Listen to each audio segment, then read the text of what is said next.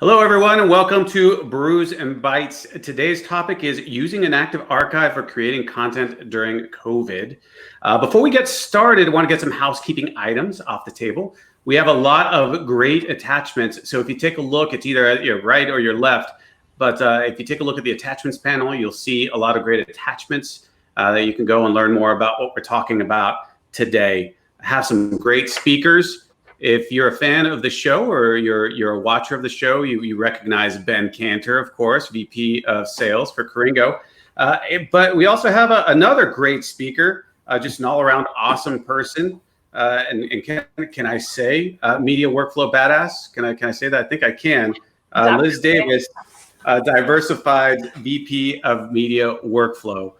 So do you want to introduce yourself to the group, Liz? Yeah, sure. Is this the time where I give my spiel, or should I do that a little bit later? Whatever you want. Well, this is Brews and Bites. There's no rules. Just coming up next, you're going to have to introduce your brew. So don't do the brew spoiler yet. Okay. All right. So Liz Davis here, VP of Media Workflow Group at Diversified. And so that kind of falls right into what we're talking about today with Coringo and Active Archive. But for those of you who are not familiar with what media workflow is, it's just a super fancy title for file-based workflow. It's been, evolving over the last probably 10 or 15 years into really the evolution of what it is today, which we're going to talk about. It's kind of a completely different animal than it was 10 years ago. And Ben, do you want to introduce yourself? Sure. Thanks, Adrian. Ben Cantor. I'm the VP of Sales for Coringo. I've been here, 5 years, wow, time flies, over 5 years now. I come from the storage background and been on the technology side since 2000. So I'm proving how old I'm getting now that I can say I've been selling technology for 20 years. Wow, that's scary. Not a day over 15, Ben. Thank you.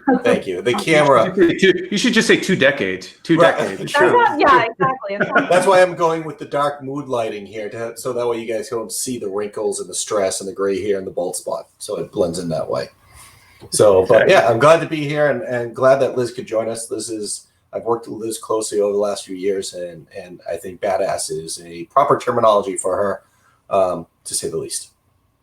Thanks, guys. I'm gonna take this clipping the next time I need a raise and just present this to my boss. Definitely. We can help you with that. that. So this is Brews and Bites, of course. So we want to introduce the brew that we're drinking. So we'll start with Liz first, because I think you probably have the most interesting. Then we'll go to mine and Ben's boring drinks, probably. So for anyone who's watching this who knows me, they're going to be highly disappointed to find out that I'm not drinking an alcoholic beverage. But I blame it on the two other people on this call, because I had every intention of drinking at 2 p.m. in the afternoon on a Thursday, but neither of them are drinking alcohol. So I thought, okay, fine, I'll do what's the closest equivalent, and that's kombucha. So kombucha does have, I think, less than 1% trace alcohol. So I'm keeping to my demeanor that everyone knows me for. But yeah, it's I don't know, some sort of juice concoction. I think there's cranberry, rhubarb. I did not make this. I'm not that cool or patient to make kombucha. But yeah, this is my brewed beverage. Well, there you go. It looks enough like sangria. You put an orange in there, some fruit. You can. That's what I was thinking, right? And you put it in a wine glass, and all of a sudden your brain thinks that you're drinking, and it's got some sparkles. So I'm like, yeah, okay. There you go. How about you, Ben? What are you drinking? I have homebrewed Dunkin' Donuts coffee today. I'm still working off my French press from this morning. But yeah, I went with a local flavor. I've backed off the Death Wish coffee to Dunkin' Donuts for a little while here. Could you be more Bostonian than drinking Dunkin' Donuts coffee? I could be putting it in my Patriots. No. Oh no! Well, this is my water. This is my water bottle. So I'm double fisting. Something Liz knows about. Okay. Nice. And of course, I'm drinking my green tea in my Jack Skellington mug that I usually do. It's 11 o'clock here in San Diego, so I think it's slightly inappropriate to drink beer. Well, maybe not. Maybe not. I guess I see the head shaking. I was So, gonna say. yeah. So, our title, Using an Active Archive for Creating Content During COVID. I mean, that's what we're here to talk about. But first, Liz, you're the VP of Media Workflow for Diversified. You kind of went into a little bit, defining what media workflows are. But what does a normal day look like for you now? I mean, and has it changed in the past 6 months or 8 months? Yeah, definitely. So the conversation has changed, right? So I guess travel is one of them, right? Previously, prior to COVID times, I was definitely on a plane, train, automobile 3 to 4 days a week. And so for all of us who are on this call or who are viewing in, who are normally used to being on the road, I think we've all had to learn to keep our sanity by not traveling. You don't realize how much you enjoy it until you're not doing it anymore. So it's been since February, so coming up on almost 8 months of not traveling. So that's kind of the big thing is not traveling as much. That's how my day-to-day has changed.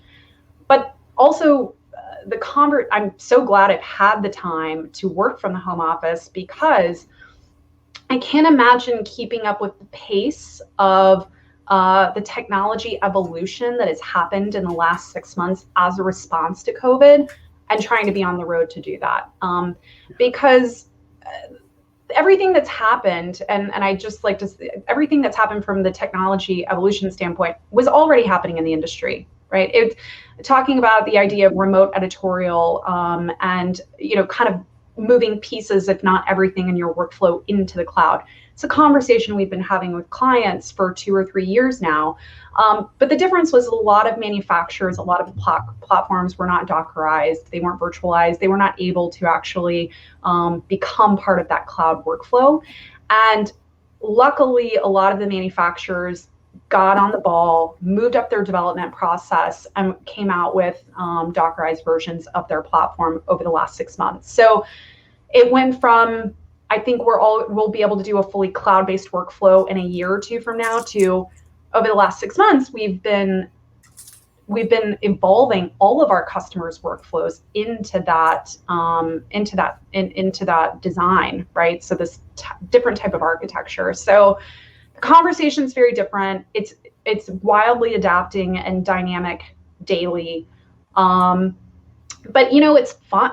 I don't want to say the reason that we're dynamically adapting is fun. Obviously, it's a very serious situation. But I think we all know, if we've been in this industry for a while, technology can become stagnant, or it can be maybe 5 years before the wave of something really cool and fun comes out or shifts in a workflow.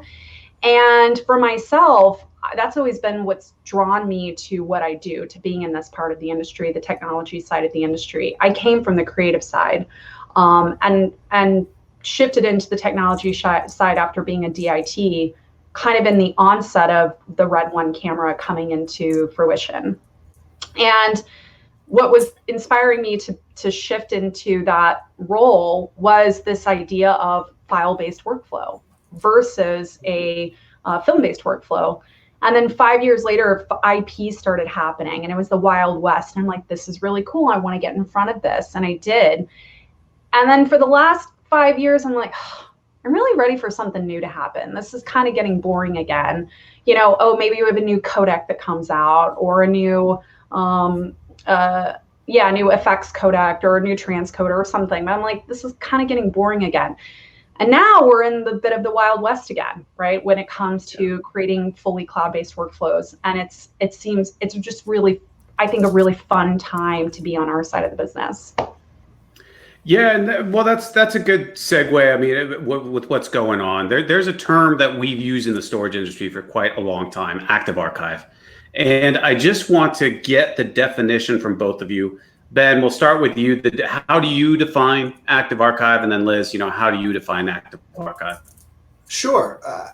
When I'm discussing active archive with customers or partners, and it's really about the content that needs to be immediately available, but it's not in the middle of being processed, right? It's not going through editing or any type of transformation. where it could be raw, it could be finished product. It doesn't matter, but it's it's that area, if you will, or that landing spot to hold things that if you need it for either a SLA for a customer, that you need to give them copy within minutes, seconds, real tight time frame, or in the professional sports world where you need to draw a historical instance of something right away, that instantly available. Think of it as your on-demand workspace, right? It may not be the things you're currently working on, but when you need to get access to them, you need it on demand. That's how I describe it to customers. I like to describe it more about how it works and what it is, rather than just a simple, Wikipedia entry of what an active archive is. But it's really about supporting that content that needs to be available on demand. So that's not cold archive, which is tape, or even some of the cloud glacier type services where it's hours or days to restore. It's really about that instant access of content, and what that content is. It could be a number of different things. Yeah, Liz, how do you define active archive? I would kind of even take it a step further, and I've had some conversations with people in our industry that all have different, varying opinions on the phrase active archive or archive in general. And I have to tell you that unpopular opinion, I actually don't even like the word archive anymore, to be honest with you. I think the idea of archive or disaster recovery is pretty antiquated, because it means that you're really designing an monolithic and kind of old school method way of thinking. And at the end of the day, if you've created a piece of content, that asset has value, right? So I think my entire career, you kind of take different pieces with you. And since I started in creative and on the as a producer, I always think about what's the value of that asset, what's the value of that piece of content, what was the budget to get signed off on, and who owns the rights to that, to the IP, right? So I think I've always had that in the back of my brain. And so when I moved over to file-based workflow, to me, it was always that content should always be online. Now, I understand that from a cost perspective, that is absolutely unobtainable unless you are Google, Amazon, or one of these other providers who are owning your own space, right? You are the one leasing out the space. So the idea that it's always online was something that just wasn't obtainable from a cost perspective. But we're now at a place where it is absolutely obtainable by designing properly with using things like MAMs, DAMs, file acceleration, and different content or different storage tiers, and being very intelligent about the way you're designing with those storage tiers. So I don't even like the term archive, right? To me, it's what's your content database, and how are we replicating your content database so that you are secure, and so that people who need access to this readily have access to this in real time. It should be faster than real time if we're doing our jobs properly, no matter what storage tier it's sitting on. And again, because we've designed and put in all of those little middlewares to make it work in faster than real time. Because at the end of the day, that asset has value. Somebody paid for it, and if you can repurpose it, you're going to. Right. And I think that kind of segues into this conversation directly tiered into times. Right. Well, I think go ahead, Adrian. Well, I like the term database. I'm wondering if you use that, throughout the educational process with customers and how they react to that. Because in the storage world, I mean, active archive does have a definite meaning, and we've used it for a really long time. And I agree with you. I mean, when I say archive, my mind goes to Indiana Jones, right? And putting the chalice up in the archives and locking it away. Yeah, hidden in a box that you can't find. Well, here's the other thing, right? And I say anytime I get up and do any sort of keynote presentation or anything in our industry, if anybody on this who's watching has seen me multiple times, they probably know what I'm about to say, which is I always start off with the same line, which is no one got into this business because they thought storage was sexy. It's true, right? So Now we like workflow. Workflow is sexy, and we think it is because we understand it and we understand what that's doing for the creativity at the end of the day. We understand how that's really the ROI on that. But the underpin technology, nobody got into this because they think it's sexy. So anytime you walk into a creative's facility, even the head of broadcast engineering, they still got into broadcast engineering because they think it's super cool. You get in there and start talking about archive, like everyone glazed over. You know, it's just not the sexiest conversation to have. And so I think that's the kind of the first thing is let's dismantle archive, because people, when I think of archive, I think of it like the stuff that's downstairs in my storage room that I've never used for 3 years, but I keep thinking I'm going to use it. And it's down there and I'm paying for money. I'm paying for that space. And I haven't gone down there in 3 years and I don't know what's in it.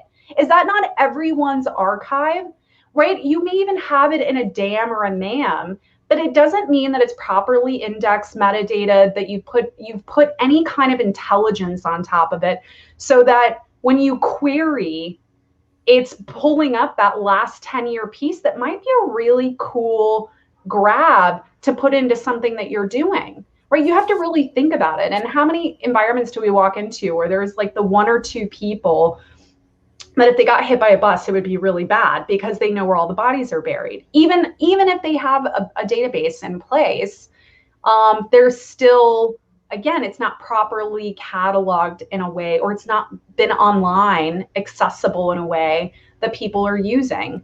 So yeah, so this is my problem with the word archive, is it doesn't, even active archive. And I will tell you, Adrian, to your point, I've been using the term active archive for at least 3 years, ever since I really started using object storage and designs. And even active archive, I would have to over-explain what that meant. And I just stopped using it because the over-explanation is annoying. It detours from the conversation. And I'm like, okay, it's your tier 2. Why is it tier 2? It's cheaper. Okay, great. Right? Like that's really the conversation, is how many different tiers of different cost storage do we need to properly size you for your 3-year or 5-year TCO? And how do we make sure that it's all online? That's it. Well, right. Well, Liz, I think you bring up a point, and the approach you take is similar to us, where it starts off with, if you will, a verbal assessment with the customer, sort of a discovery phase.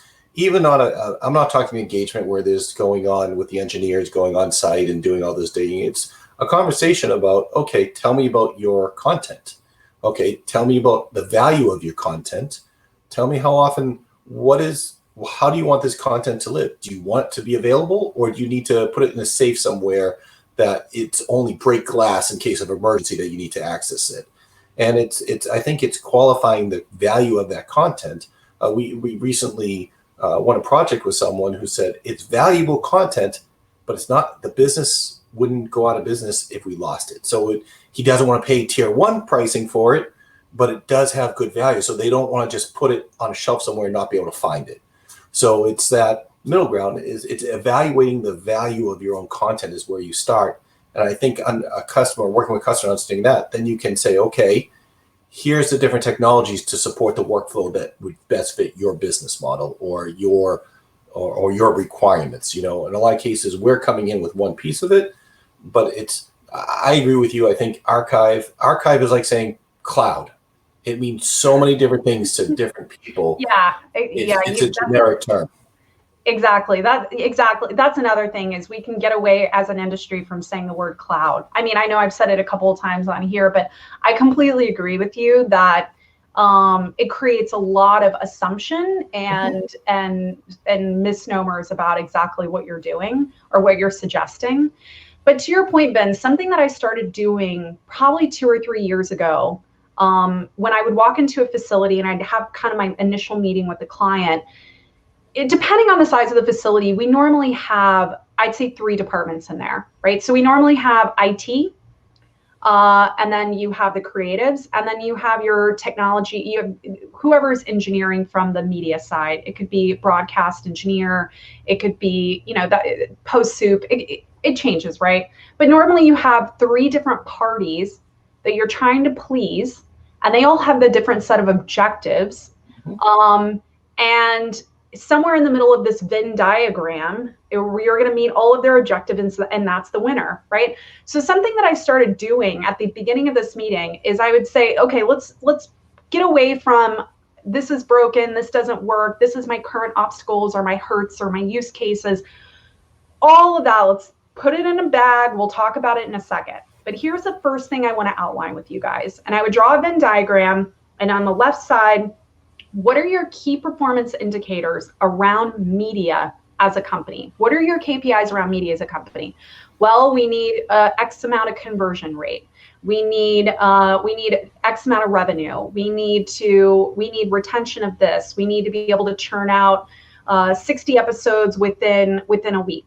Okay, all of your key performance indicators around media, let's put that in one side. And on your other side, what are your KPIs around technology as a company? Well, we want to, as a company, we want to be fully virtualized in a year. We want to be all IP. We want everything offsite in data centers or colos. Okay, I have all of that. So I now understand what you need to meet as a business, and I understand what you need to meet as a technology. And in the middle of that Venn diagram tells me exactly how I'm going to design your system. Because if I can reverse engineer if I can reverse engineer the workflow process with the technology KPIs that you require to meet your media KPIs as automated, as efficient as possible, I have done my job, right? And that is the way that as a department, we've started really looking at our company or our clients' environments and taken a step back. And you would be surprised. It's the first time people are really having that conversation. Shit, I just gave away our IP. All my competitors are going to take this now. Can't do it as good as me. Too bad, guys.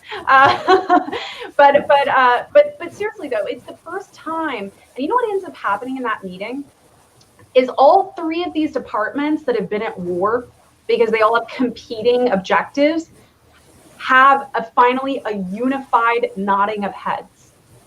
And everyone says, yes, that's awesome. But it all comes down to the infrastructure. And that is the biggest point, because the media people want it immediately. Back to, I'll say, database or tiered storage. The media people want it immediately. And the IT people are like, how can we afford this? Or how can we support this? So yeah, it's a different approach. It's a completely different approach. And the one last thing I'll add on to that, because I think I've been talking for a total of 10 minutes nonstop. But the one last thing I'll add, you guys both know me. I rather hear you talk than Ben talk anyway. So listen, I'd rather have you talking. To be honest with you, I have a lightning storm going on behind me. I don't know if you guys see light flashing. I'm waiting for a tree to come through my window and then take me out.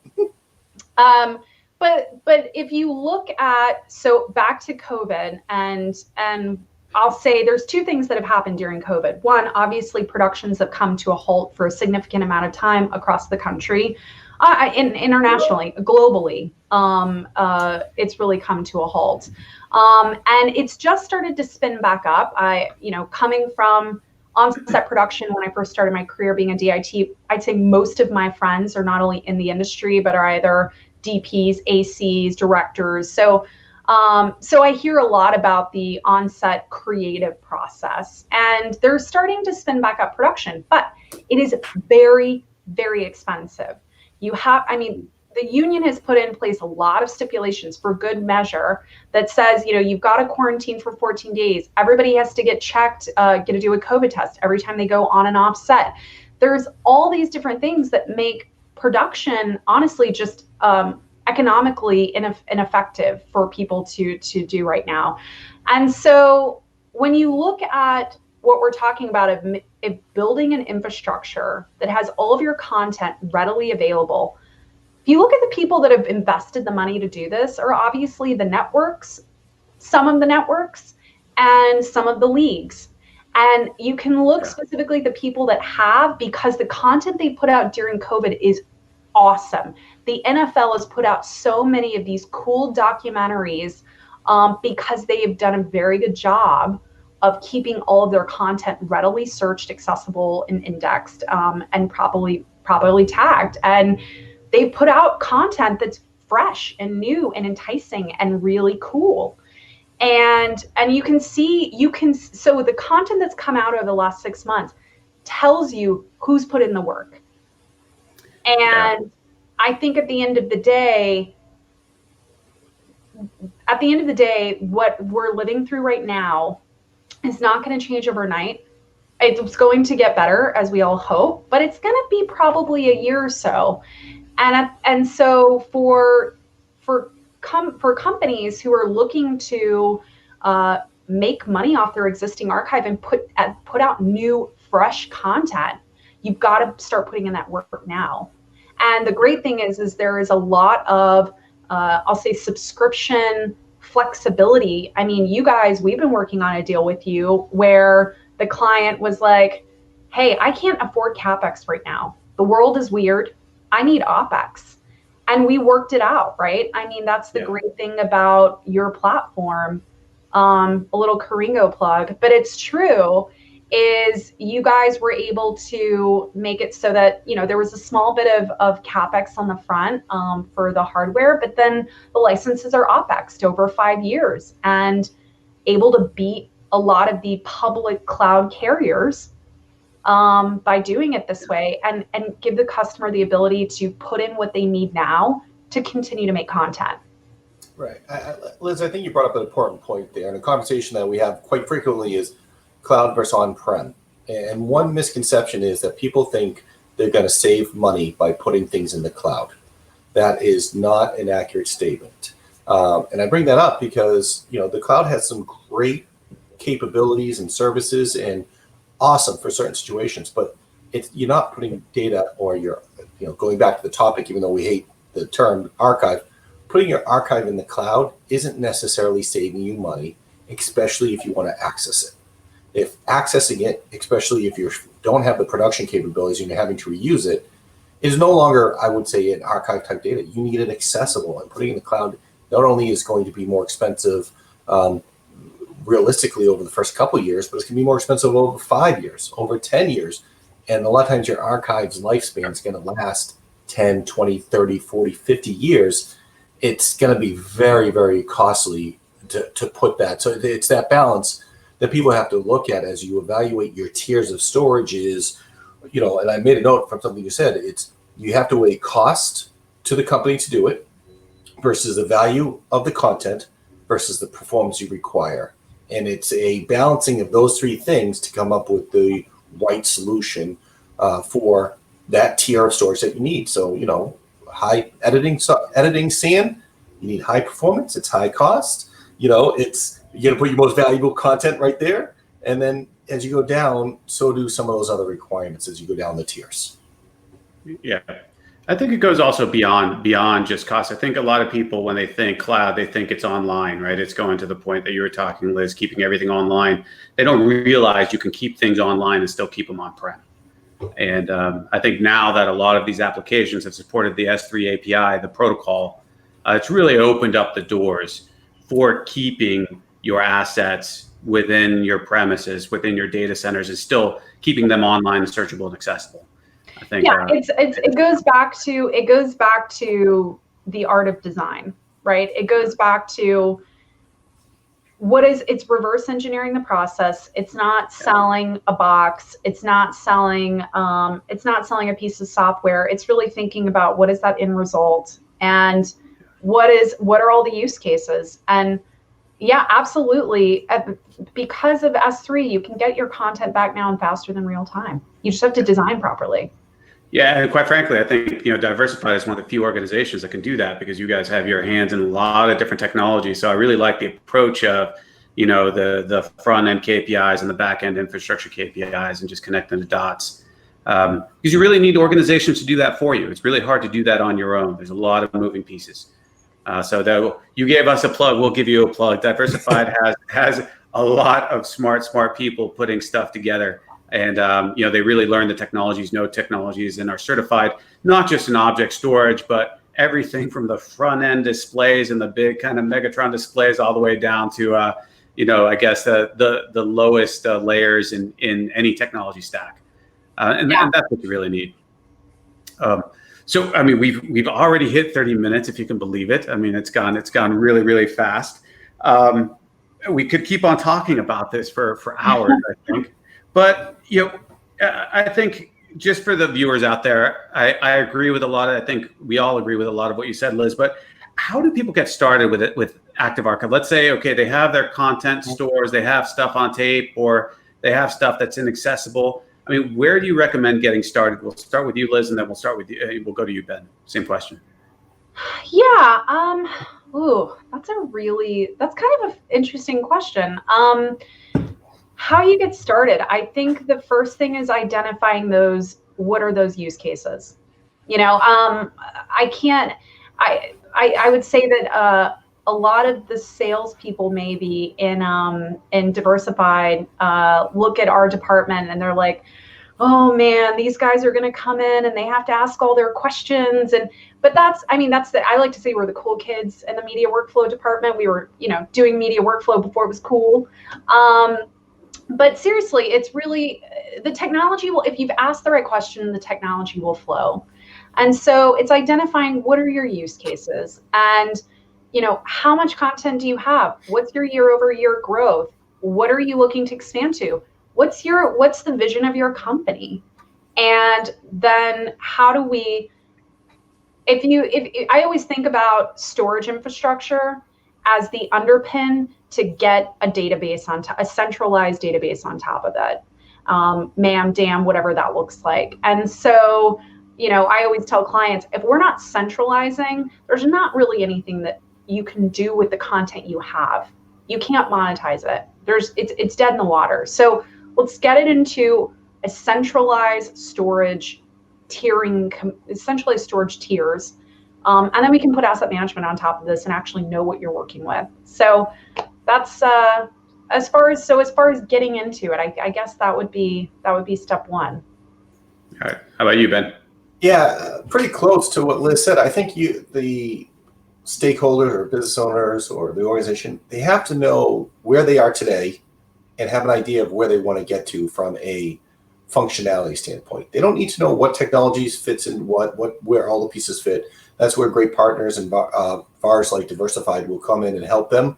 But they should have an understanding of where they are today and where they want to get to, that part of that vision. And if they do have any requirements via contract, their post-prod house supporting a studio customer and certain SLAs, having all that information ready makes a big difference. Unfortunately, there's too many times, and I think Liz can attest to this, you'll go down a path with a customer and it seems as though sometimes the requirements change along the path, causing redesigns and slowing down the process.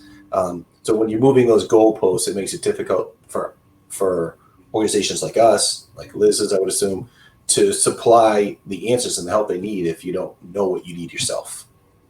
Yes. Yeah. Fair absolutely. enough. So I guess the message to customers or potential customers out there is, I know it sounds like we're asking a lot of questions and we need more information than you ever thought you needed to give someone. But it's also that we can make it as efficient and effective as possible, and hopefully actually save you money on overhead cost, on operational cost over the course of several years. I mean, the idea is that your ROI is faster. If we've done our job properly, your ROI is much faster. And I mean, yeah. So customers, we're not doing it to annoy you. We promise. Right. Yeah. And to finish up, I'll say, when you think about specifically tying to Active Archive or an archive tier or tier 2, whatever terminology you want to use, this is not a 3-year rip and replace. A lot of the content that we manage for a lot of customers is sitting there for years. We're talking multiple hardware refreshes through the life cycle of one piece of content. So you need that platform and think about, we're trying to think from a future perspective, okay, how long are you going to have this? What does it look like 20 years from now?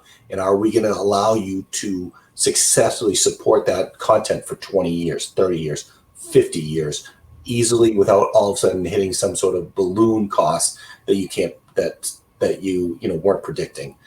So there goes a lot into it. That's the reason for all those questions, to make sure you get, the results that you're asking for. Yeah. Yep.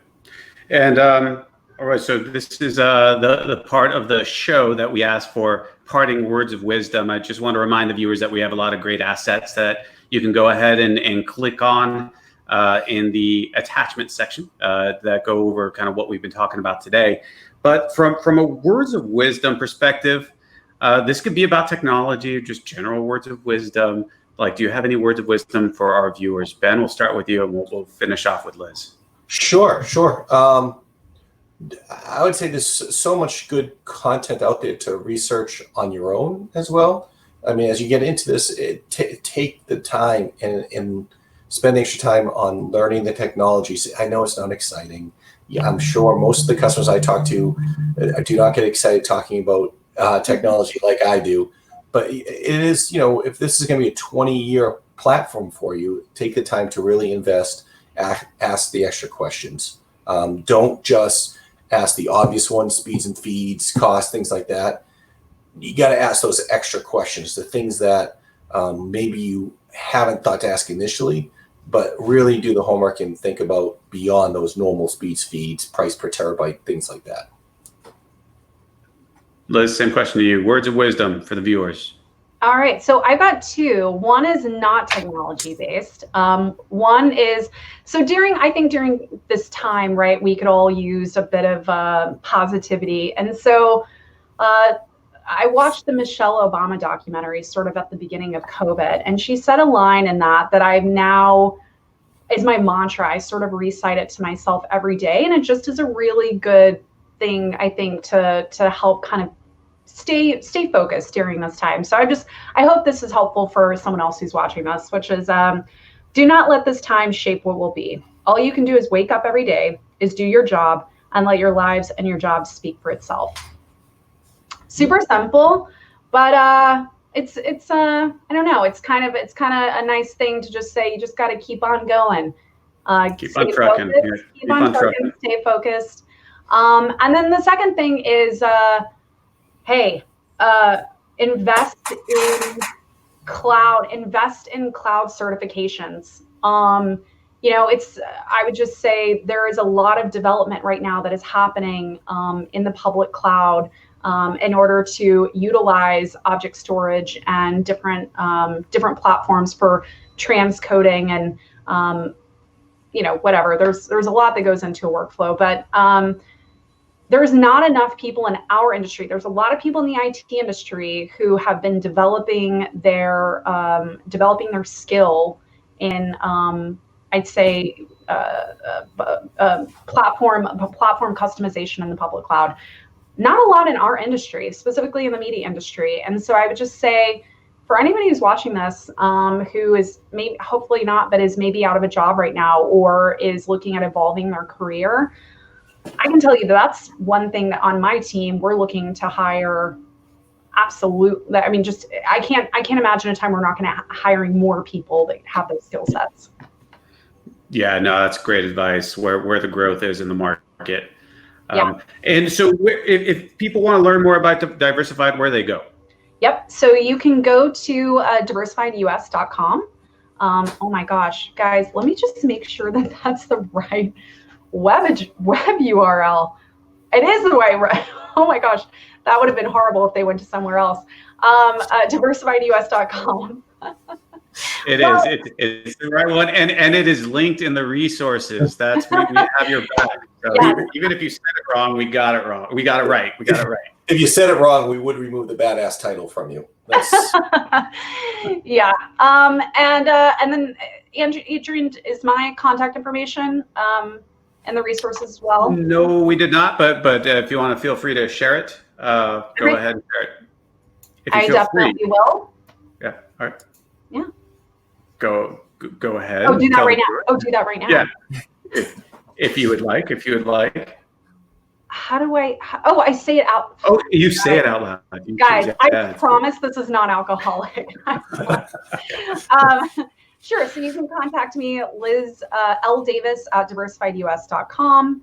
I'm on the website. You can also find me on LinkedIn under Liz the Biz. I did not give myself that title. You guys know Jeremy and Ryan Servant. They gave me that title probably 10 years ago, but it's now my LinkedIn handle. Yeah. So either LinkedIn or email. All right, and Ben, I'll answer this question for Caringo, but you go to caringo.com, caringo.com. Again, we have a lot of great assets attached. You can go ahead and download those. If you want to ask a general question, just send it to info@caringo.com. And Ben, do you feel comfortable sharing your contact information with everyone? Do I type it? Do I say it? Do I? Oh, sorry. It's you have to act it out. Act it out. It's ben.cantor@caringo.com. And again, or the info@caringo.com. I'll see I get copied on that. If you send it, if you need Liz's information that way, we can connect you that way as well. If you didn't catch your info, ldavis@diversifiedus.com. Rude. I'm just putting in a plug. We're breaking up right now, Ben. Apparently, badass at diversifiedus.com was taken, so that's why they used L Davis, right? Yeah. All right. Well, thank you so much, both of you. As always, it was great to talk. I always enjoy our talks. And once again, if anyone has any questions, just feel free to reach any of us directly on the website. I think we're all searchable on the net. It's really easy to find any one of us. And with that, thank you, Ben, for joining us. Absolutely. And thank you so much, Liz, for taking the time out of your day and joining us. I know you're very busy. So thank you. Yeah, this was really cool. Thanks for having me. Take care, all. Bye. All right, everyone. Bye, everyone. That ends our Brews and Bites. Till next time.